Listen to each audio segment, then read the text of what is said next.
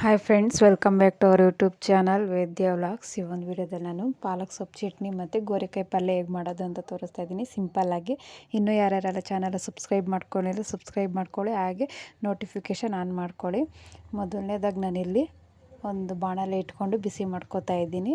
ಒಂದು 2 table spoon ಆಗೋಷ್ಟು ಎಣ್ಣೆ ಕೂಡ ಹಾಕ್ಕೊಂಡು ಬಿಸಿ ಮಾಡ್ಕೋತಾ ಇದ್ದೀನಿ. ಬಿಸಿ ಆದಮೇಲೆ ನಾನು ಸಾಸಿವೆ ಸ್ವಲ್ಪ ಹಾಕ್ಕೋತೀನಿ. ನಂತರ ನಾನೀಗ ಸಾಸಿವೆ ಹಾಕ್ಕೋತಾ ಇದ್ದೀನಿ. ಒಂದು ಸ್ವಲ್ಪ ಸಾಸಿವೆ ಎಲ್ಲ ಸಿಡಿದ್ಮೇಲೆ ನೀವು ಈರುಳ್ಳಿ, ಒಂದು ಸ್ವಲ್ಪ ಬೆಳ್ಳುಳ್ಳಿ, ಒಂದು ಗೆಡ್ಡೆ ಬೆಳ್ಳುಳ್ಳಿಯನ್ನು ಸುಲಿದಿಟ್ಕೊಂಡಿದ್ದೆ ಅದನ್ನು ಕೂಡ ಹಾಕ್ಕೊಂಡು ಸ್ವಲ್ಪ ಬ್ರೌನ್ ಕಲರ್ ಬರೋವರೆಗೂ ಸಾಕು ಫ್ರೈ ಮಾಡ್ಕೊಬೋದು. ಈ ಒಂದು ರೆಸಿಪಿ ನೀವು ಕ್ವಿಕ್ಕಾಗಿ ಮಾಡ್ಕೊಬೋದು. ಪಾಲಕ್ ಸೊಪ್ಪಿತ್ತು ಅಂತಂದರೆ ಸೊಪ್ಪು ಮಾಡೋದು ಮತ್ತು ಪಾಲಕ್ ಪನ್ನೀರ್ ಮಾಡೋದು ಎಲ್ಲ ಒಂದು ಸ್ವಲ್ಪ ಲೇಟ್ ಆಗ್ಬೋದು. ಬಟ್ ಈ ಥರ ಪಾಲಕ್ ಚಟ್ನಿ ಮಾಡಿಕೊಂಡು ನೀವು ಪಕ್ಕದಲ್ಲಿ ರೈಸ್ ಇಟ್ಕೊಂಬಿಟ್ರೆ ಬೇಗನೆ ರೆಸಿಪಿ ರೆಡಿ ಆಗುತ್ತೆ. ನಂತರ ಈರುಳ್ಳಿ ಒಂದು ಸ್ವಲ್ಪ ಹಾಕ್ಕೊಂಡು ಫ್ರೈ ಮಾಡ್ಕೊತೀನಿ. ಈರುಳ್ಳಿ ಸ್ವಲ್ಪ ಆಯಿಲ್ ಕಡಿಮೆ ಅನಿಸ್ತು, ಹಂಗಾಗಿ ಇನ್ನೊಂದು 2 ಟೇಬಲ್ ಸ್ಪೂನ್ ಆಯಿಲ್ ಹಾಕ್ಕೊಂಡೆ.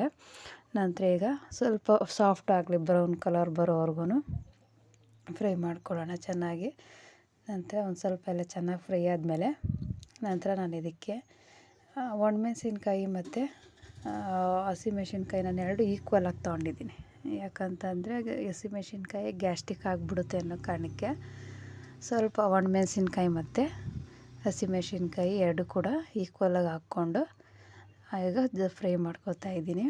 ನೀವು ಇದಕ್ಕೆ ಬೇಕಾಯ್ತಂದರೆ ಆಪ್ಷನಲ್ಲು ನೀವು ಬರೀ ಹಸಿಮೆಣ್ಸಿನ್ಕಾಯಿ ಹಾಕ್ಕೊಬೋದು, ಇಲ್ಲ ಅಂತಂದರೆ ಬರೀ ಒಣಮೆಣ್ಸಿನ್ಕಾಯಿ ಕೂಡ ಹಾಕ್ಕೊಬೋದು. ನಂತರ ನಾನು ಇದಕ್ಕೊಂದು ಸ್ವಲ್ಪ ಕರಿಬೇವು ಫ್ಲೇವರ್ಗೋಸ್ಕರ ಚೆನ್ನಾಗಿರಲಿ ಅಂತ ಹೇಳ್ಬಿಟ್ಟು ಕರಿಬೇವು ಹಾಕ್ಕೊಂಡು ಒಂದು ಸ್ವಲ್ಪ ಚೆನ್ನಾಗಿ ಫ್ರೈ ಮಾಡ್ಕೊತಾ ಇದ್ದೀನಿ. ನಾನು ಇದು ಮುದ್ದೆಗೂ ಕೂಡ ತುಂಬ ಚೆನ್ನಾಗಿರುತ್ತೆ ಕಾಂಬಿನೇಷನ್, ಬಿಸಿ ಬಿಸಿ ಮುದ್ದೆಗೆ ತುಂಬ ಚೆನ್ನಾಗಿರುತ್ತೆ. ನಂತರ ಇದಕ್ಕೆ ಒಂದು ಟೊಮೊಟೊ ಎಲ್ಲ ಹಚ್ಚಿಟ್ಕೊಂಡಿದ್ದೆ ಸಣ್ಣದಾಗಿ. ನಂತರ ಈಗ ಅದಕ್ಕೆ ನಾನು ಟೊಮೊಟೊ ಕೂಡ ಹಾಕ್ಕೊಂಡು ಫ್ರೈ ಮಾಡ್ಕೊತಾ ಇದ್ದೀನಿ. ಫೈನಲಾಗಿ ಒಂದು ಸ್ವಲ್ಪ ಜೀರಿಗೆ ನೀವು ಯಾವುದಕ್ಕೆ ಯೂಸ್ ಮಾಡಿ, ನಿಮ್ಮ ಡೈಜೆಷನ್ಗೆ ತುಂಬಾ ಹೆಲ್ಪ್ಫುಲ್ ಮಾಡುತ್ತೆ. ಮತ್ತು ವಾರಕ್ಕೊಮ್ಮೆ ಜೀರಿಗೆ ರಸ ಮಾಡ್ಕೊಂಡು ಕುಡೀರಿ. ಡೈಜೆಷನ್ಗಿರೋರು ಬೇಗ ಜೀರ್ಣಕ್ರಿಯೆ ತುಂಬಾ ಹೆಲ್ಪ್ ಆಗುತ್ತೆ. ನಂತರ ಪಾಲಕ್ ಸೊಪ್ಪು ನಾನು 2 ಸರಿ ವಾಶ್ ಮಾಡಿ ಇಟ್ಕೊಂಡಿದ್ದೆ, ಅದನ್ನು ಕೂಡ ಈಗ ನಾನು ಫ್ರೈ ಮಾಡಿ ತಲೆ ಎಲ್ಲ ಸಾಫ್ಟ್ ಆಗಿತ್ತು ಹಂಗಾಗಿ ಹಾಕ್ಕೋತಾ ಇದ್ದೀನಿ.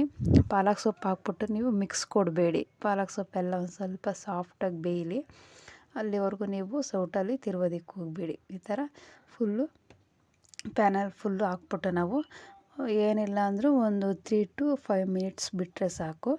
ಪಾಲಕ್ ಸೊಪ್ಪು ಎಲ್ಲ ಕ್ಲಿಯರಾಗಿ ಸಾಫ್ಟಾಗಿ ಚೆನ್ನಾಗಿ ಬೆಂದೋಗ್ಬಿಡುತ್ತೆ. ಬೇಗ ಜಾಸ್ತಿ ಟೈಮ್ ಹಿಡಿಯೋದಿಲ್ಲ, ಬೇಗ ಬೆಂದೋಗ್ಬಿಡುತ್ತೆ. 3 to 5 ನಿಮಿಷ ಸಾಕು. ಈಗ ನೋಡ್ತಾ ಇರ್ಬೋದು ಪಾಲಕ್ ಸೊಪ್ಪೆಲ್ಲ ನೀಟಾಗಿ ಬೆಂದೋಗಿದೆ.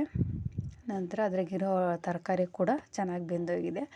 ನೀವು ಇದಕ್ಕೆ ಬೇಕಿತ್ತಂದರೆ ಹಸಿಕಾಳು, ತೊಗರಿಕಾಳು ಮತ್ತು ಅಲಸಂದೆ ಕಾಳು, ಅವರೆಕಾಳು ಇದು ಕೂಡ ನೀವು ಬೇಯಿಸಿಟ್ಕೊಂಡು ನೀವು ಇದಕ್ಕೆ ಕೂಡ ಹಾಕ್ಕೊಬೋದು. ಮಾಮೂಲಿ ಸೊಪ್ಪನ್ನ ಬೇಗ ಹಾಕ್ಕೋತೀವಿ ಹಾಗೆ.